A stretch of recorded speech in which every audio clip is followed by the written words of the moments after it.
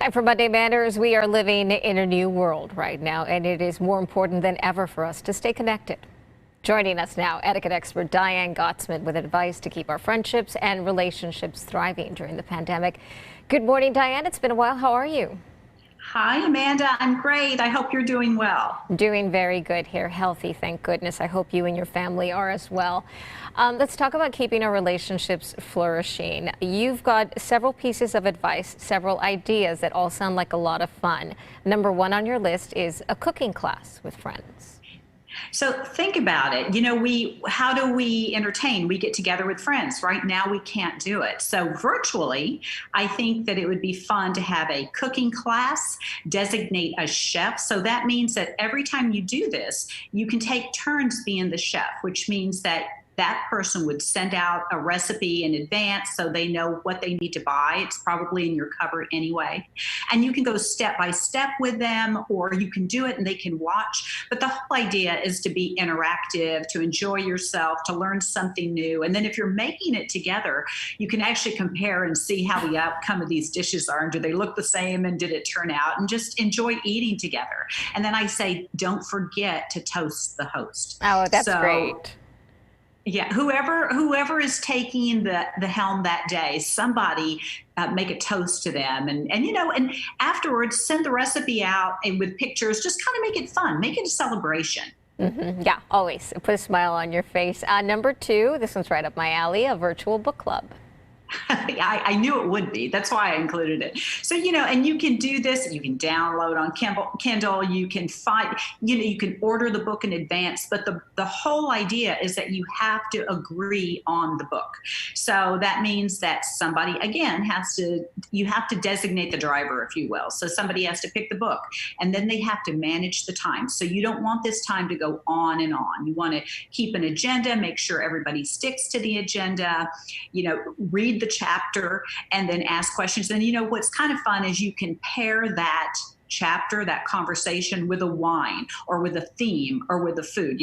Food is my love, so there's always food involved. But just make it special. Don't invite too many people, because there's going to be too many people in the conversation. Keep it small, keep it simple. Along with brunch.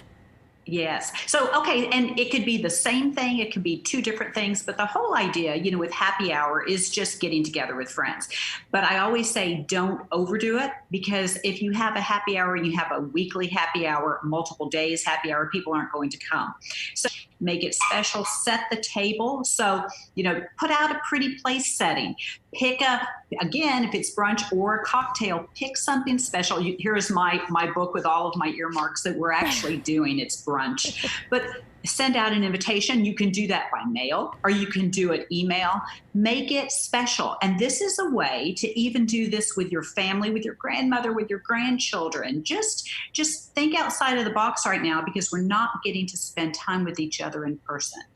Also, competitive games. How do we do that online?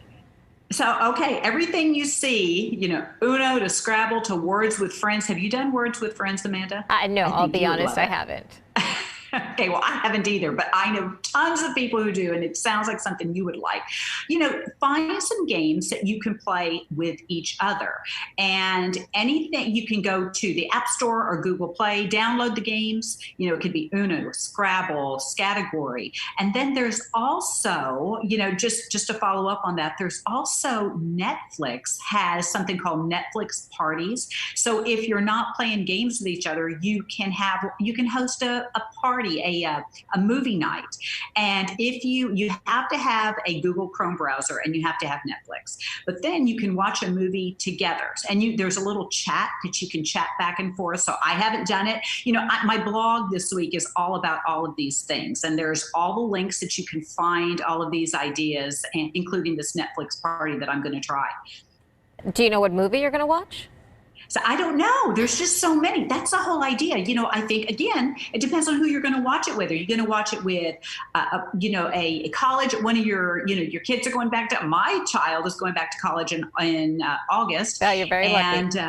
Yes, and so so I plan on doing it with her, or you might have it could be a grandma or a grandpa who wants to do it with their younger grandchild. That could be Disney, it could be Friends, so it could be you and I, and we could pick a movie together. I know The Age of Adeline. That's the one that I'm picking for you. Oh, that would be fun. It's a good one. I recommend it. You'll be happy. It'll make you smile. That's all I have to See, say. and that's the whole idea. Right now, we are looking for things to make us smile. To see each other. In the meantime, have a good one. I can't wait to see you in person. Bye bye.